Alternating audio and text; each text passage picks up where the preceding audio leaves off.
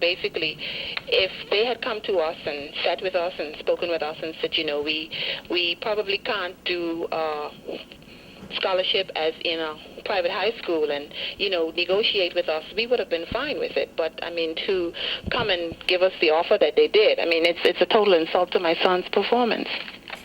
After discovering that the scholarship policy was only valid for private schools, the Newmans formulated proposals to the company to create an endowment fund amounting to the total cost for a student attending a private school. This proposal included an annual deposit for 5 years based on Tariq's academic performance. Lime, however, denied the offer as it violates their stipulated policies for the scholarship program.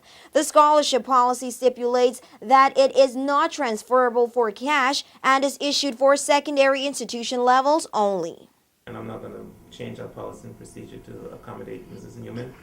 I don't break policies. I don't break procedures. I follow. Anyone that knows me know I follow procedures and processes, and that's the procedure that we have.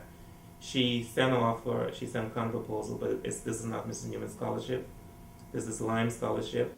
Seymour said that if a scholarship recipient attends a government school, the company provides additional benefits such as full payments of the child's uniform and books. Newman, too, was given that benefit but refused to accept. She says that the total of those expenses are way less if compared to the cost of a full scholarship.